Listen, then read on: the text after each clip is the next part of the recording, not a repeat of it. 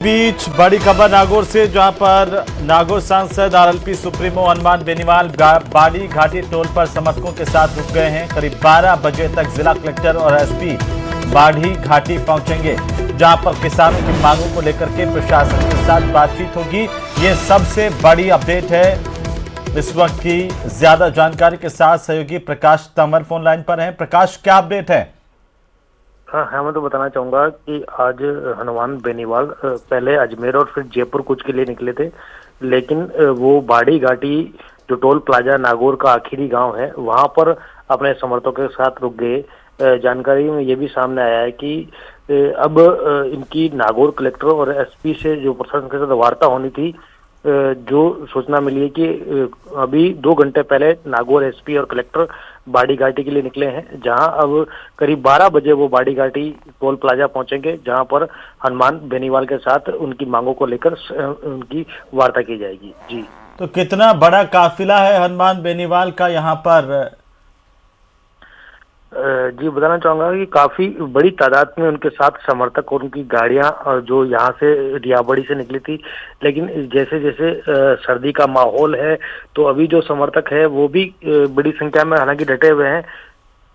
जी, चलिए, बहुत शुक्रिया तमाम जानकारी के लिए। नागौर से बड़ी खबर, और हनुमान बेनीवाल से बातचीत करने के लिए नागौर जिला कलेक्टर एसपी पहुंच रहे हैं। बाड़ी घाटी टोल को पार करते हुए हनुमान बेनीवाल वहां पर कुछ देर के लिए रुकने की बात सामने आ रही है। हालांकि उन्होंने ऐलान कर दिया था कि वो जयपुर पहुंच रहे हैं, लेकिन इससे पहले किसानों की मांगों पर बातचीत होगी। न्यायालय के जज के निलंबन की जानकारी सामने आ रही है। विशेष न्यायालय के जज परवेज अहमद को निलंबित किया गया है। 1958 के तहत अनुशासनात्मक कार्यवाही विचाराधीन है, और कार्यवाही विचाराधीन होने के कारण ये एक्शन लिया गया है। ये बड़ी खबर है इस वक्त की। विशेष न्यायालय के न्यायाधीश परवेज अहमद को निलंबित करने की जानकारी सामने आ रही है। हाईकोर्ट के रजिस्ट्रार जनरल की तरफ से इसे लेकर के आदेश जारी किया गया है। विशेष न्यायालय के जज परवेज अहमद निलंबित किए गए हैं। 1958 के तहत ये अनुशासनात्मक कार्रवाई विचाराधीन होने के तहत ये एक्शन लिया गया। हाईकोर्ट के रजिस्ट्रार जनरल की तरफ से ये आदेश जारी किया गया है। उधर सांसद राजकुमार रोत का बड़ा बयान सामने आया है, जहां पर उन्होंने पूर्व RPSC member Babulal Katara case को लेकर के बड़ी बात कही है। उन्होंने कहा कि नौकरियां बेचने वाले नेताओं पर आखिर कब कार्रवाई होगी, ये सांसद ने पूछा है। उन्होंने कहा कि कटारा ने ईडी को नेताओं के नाम बताए हैं। कटारा को लगाने के पीछे आखिर कौन कौन लोग थे, ये सवाल पूछा राजकुमार रोत ने। बीएपी के सांसद राजकुमार रोत ने बड़ा हमला बोला है। सारे नेताओं का नाम है, कांग्रेस के जितने जो नेता थे, इन सारे नेताओं का नाम है। और ये वही नेता है जो नेताओं ने काकरी डूंगरी प्रकरण कराया। ये वही नेता है जिन्होंने 2013-16 के अंदर अधिसूचना जारी करी, क्षेत्र का आरक्षण खत्म, युवाओं का आरक्षण खत्म करने का काम किया, जिन्होंने पेपर लीक में पूरा प्रकरण है। हमारा एक ही सवाल है कि एक मात्र आदमी को बलि का बकरा बना के आपने अंदर करवा रखा है। आप उनके नाम, उसके नाम जुड़े हुए, आप बच रहे हैं और छवि बना रहे हैं आदिवासी समाज की। जयपुर में चर्चा हो रही है कि आदिवासी समाज का अधिकारी था, भ्रष्ट था, लेकिन इस अधिकारी को लगाने के पीछे कौन लोग थे, ये जानना जरूरी है। तो वहीं जी राम जी योजना को लेकर कांग्रेस के विरोध पर केंद्रीय मंत्री भागीरथ चौधरी ने तीखा पलटवार किया है। अजमेर में पत्रकारों से बातचीत करते हुए केंद्रीय मंत्री ने कहा कि अब योजनाएं दफ्तरों में नहीं बल्कि गांव के चौपाल, ग्राम सभा, सरपंच के नेतृत्व में तैयार होंगी। इससे जमीनी जरूरतों के अनुसार विकास होगा। क्या कुछ कहा, जरा सुनिए। चल रही थी, जो भी वंचित है, शोषित है, पीड़ित है, जिनको जरूरत है, रोजगार गारंटी मिलनी चाहिए। और इसके लिए कोई भी ऐसा सरकारें नहीं है जो ये नहीं चाहती है कि उनको रोजगार नहीं मिले, परंतु रोजगार के साथ उनका स्वाभिमान बचना चाहिए, भ्रष्टाचार बढ़ना नहीं चाहिए। और जो हमारी ये कृषि प्रधान देश है, कृषि इस देश की रीढ़ की हड्डी है, किसान उसकी आत्मा है। कृषि यदि बचेगी नहीं तो फिर ये देश आगे नहीं बढ़ सकता है। तो कृषि भी बचना चाहिए, रोजगार भी मिलना चाहिए। इसलिए हमारे देश के प्रधानमंत्री नरेंद्र भाई मोदी जी ने नाम भी क्या दिया, विकसित भारत जी राम जी, विकसित भारत जी राम जी।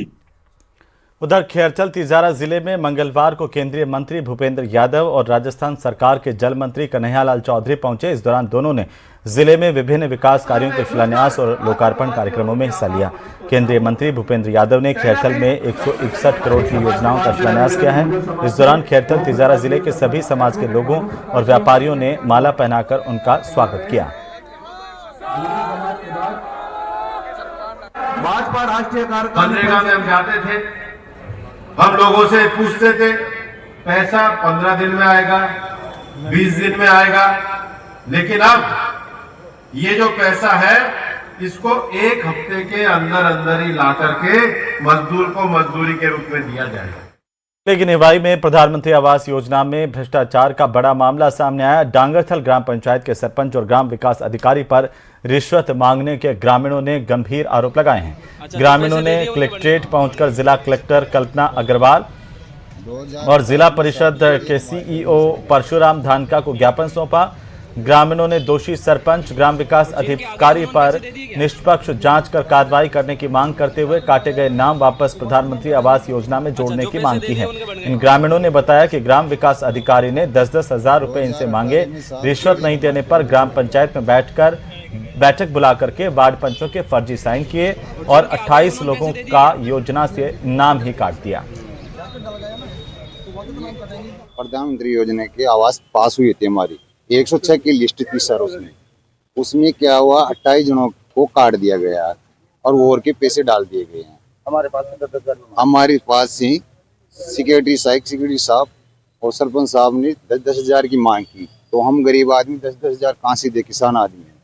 तो हमारे को पैसे डलती टाइम पे 8 साल से इंतजार कर रहे थे, तो 2025 में आके पैसे डलने वाले थे, तो हमारे को नाव हटाई दी गई। कहा है कि प्रधानमंत्री विश्वकर्मा योजना के क्रियान्वयन में राजस्थान ने उल्लेखनीय प्रगति की और इस समय देश भर में राजस्थान दूसरे स्थान पर बना हुआ है। उन्होंने कहा है कि केंद्र सरकार एमएसएमई के क्षेत्र में बड़ा काम कर रही है।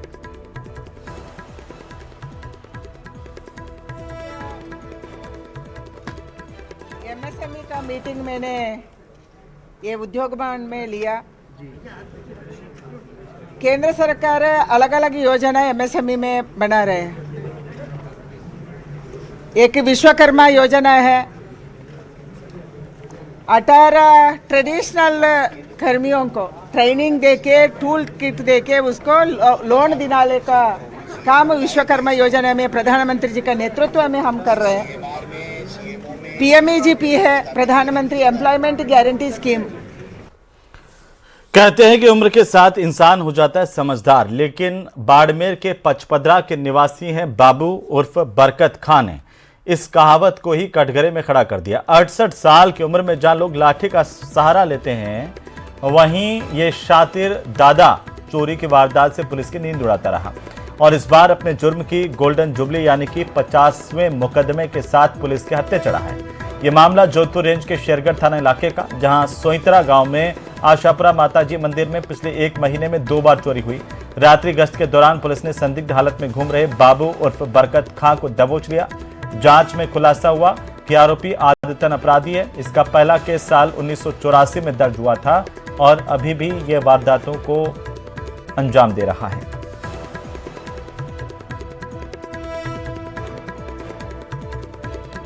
11 तारीख को रात्रि में गश्त के दौरान श्रीमान सीओ साहब राजेंद्र सिंह जी द्वारा संदिग्ध लगने पर सोइत्रा मंदिर के पास में 3 बदमाशों को पकड़ने की कोशिश की, जिसमें से 2 भाग गए और 1 को दस्तयाब किया, जिसके पास में उनके बारे में पूछताछ की गई। तो एक क्या नाम था उसका, आशापुरा मंदिर में चोरी करना स्वीकार किया। उधर सवाई माधोपुर के सरकारी स्कूल में चिकन बनवाने वाले प्रधानाध्यापक को आखिरकार निलंबित कर दिया गया है। प्रधानाध्यापक ने विद्यालय समय में नियमों की धज्जियां उड़ाई, न सिर्फ विद्यार्थियों की छुट्टी कर दी थी बल्कि विद्यालय में ही पार्टी कर दी। ये वीडियो तेजी से सोशल मीडिया पर वायरल हुआ था, जिस पर शिक्षा विभाग की तरफ से एक्शन लिया गया और प्रधानाध्यापक को निलंबित किया गया है।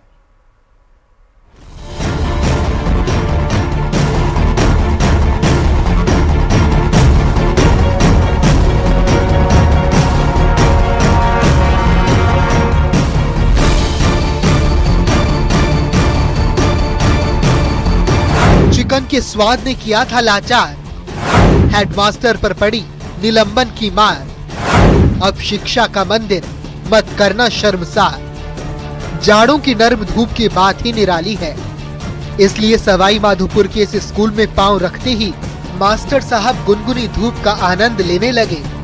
गले में अंगूर की बेटी उतर चुकी थी, इसीलिए उसका ऐसा असर हुआ कि स्कूल परिसर अपनी सल्तनत नजर आने लगा। मास्टर साहब ने बच्चों को घर भेज दिया। अब मास्टर साहब मस्ती के मूड में आ चुके थे। मन चिकन खाने का करने लगा। अब चिकन खाने के लिए वो अपने घर थोड़ी ना जाते। हलक में उतारी दारू और प्रधानाध्यापक का रसूख। इसीलिए प्रधानाध्यापक अमर सिंह मीणा ने विद्या के मंदिर और पीढ़ियों को गढ़ने वाले विद्यालय को मस्ती की पाठशाला बना दिया। जिस रसोई में विद्यार्थियों के लिए मध्याह्न भोजन तैयार किया जाना था, उसी में चिकन और स्पेशल टिक्कड़ पकवा दिए। मामला यही नहीं थमा। जब उनसे स्कूल की पवित्रता की दुहाई दी गई, तो उन्होंने कैमरे पर साफ कह दिया, जिससे शिकायत करनी है कर लो। तो जो करना हो तो कर लेता। देखते ही देखते वीडियो वायरल हो गया, जिसके बाद शिक्षा विभाग ने तुरंत प्रभाव से प्रधानाध्यापक को निलंबित कर दिया। लेकिन निलंबन के बाद भी उन्हें अपनी गलती का एहसास नहीं हुआ। न सिर्फ मास्टर साहब बल्कि चिकन बनाने वाला भी चिकन बनाने के आरोपों को सिरे से खारिज करने की नाकाम और बेशर्म कोशिश करता नजर आया। नहीं, मैं तो बिल्कुल घुसा नहीं उसमें अंदर ऑफिस में। और हमारा वो अंदर मालिक था, वो बना था टक्कर बना रहा था। नहीं तो वो किसके कहने से बना रहा था? वो तो वही बना ले, क्या है खुद ही आ जा चाहे अभी स्कूल में तो या तो और तो ऐसे अलाउ कर देते हो आप किसी भी आउटसाइडर को कि आप आओ यहाँ आराम से पार्टी सार्टी करो, खूब आराम से स्पेशल बनाओ? अलाउ तो नहीं करता हूँ। फिर कल कैसे हुआ? वो पैसा मांगने आया था दुकान पे, उसका स्कूल का सामान वहीं से आता है। आलू गोभी सब्जी और टिक्कर बना रहा था। आलू गोभी की सब्जी टिक्कर बना रहे थे। तो टिक्कर तो सही है, लेकिन सब्जी तो कुछ और ही थी अंदर जो भगोने में रखी हुई थी। वो सब आलू गोभी की धरी तो बनी नहीं, कल जो रखी हुई थी वो कल भी साहब वही सब्जी है, वही कल की धरी है सब्जी तो आज भी। मास्टर साहब भले ही निलंबित हो गए हों, लेकिन ग्रामीण इतने भर से संतुष्ट नहीं हैं। वो ऐसी कार्रवाई की आस संजोए बैठे हैं जो मिसाल बने। जिस प्रकार से ये रसोई में अपना घर का अड्डा बना रखा है, एक जो शिक्षा का मंदिर है, उसको जिस प्रकार से इन लोगों ने शराब पी के आते हैं, मांस मच्छी ये बना के इस प्रकार की वीडियो बनाई है, इस पर कार्रवाई होनी चाहिए। प्रारंभिक जांच में प्रधानाध्यापक की भूमिका संदिग्ध पाए जाने के बाद शिक्षा विभाग ने पूरे प्रकरण की विस्तृत विभागीय जांच के आदेश दिए हैं। शिक्षा विभाग ने स्पष्ट किया है कि स्कूल परिसर में इस तरह की अनुशासनहीनता किसी भी सूरत में बर्दाश्त नहीं की जाएगी। जांच रिपोर्ट में दोषी पाए जाने पर संबंधित अधिकारी के खिलाफ कड़ी विभागीय कार्रवाई की जाएगी। न्यूज़ 18 राजस्थान के लिए सवाई माधोपुर से गिरिराज शर्मा की रिपोर्ट।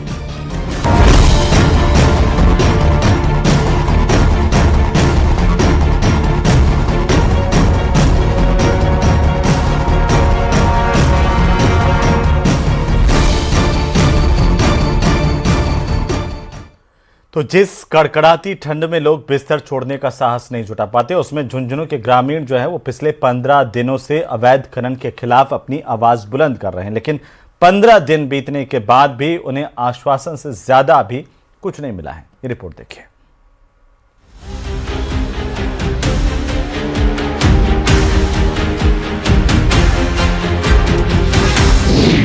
अनसुनी होती गई हर गुहार, आजिज होकर ग्रामीणों ने भरी हुंकार। आश्वासन से नहीं चलेगा काम, खनन माफिया पर लगाना होगा पूर्ण विराम।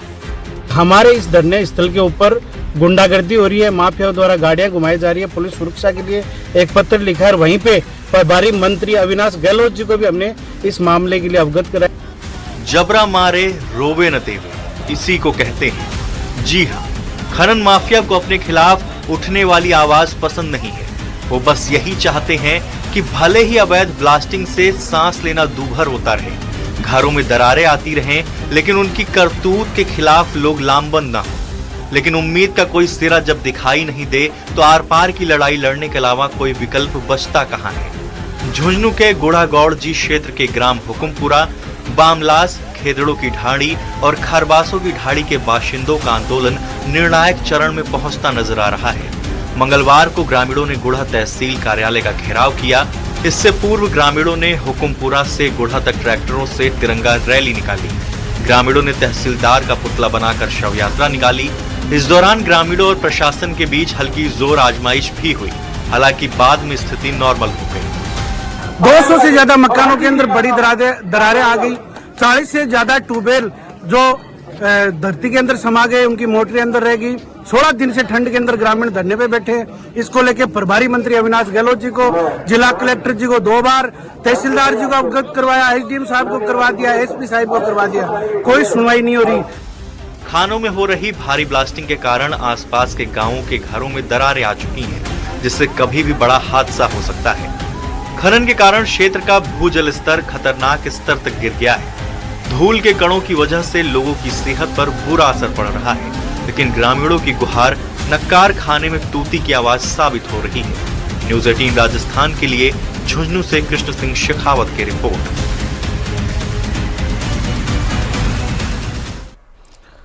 वहीं जयपुर के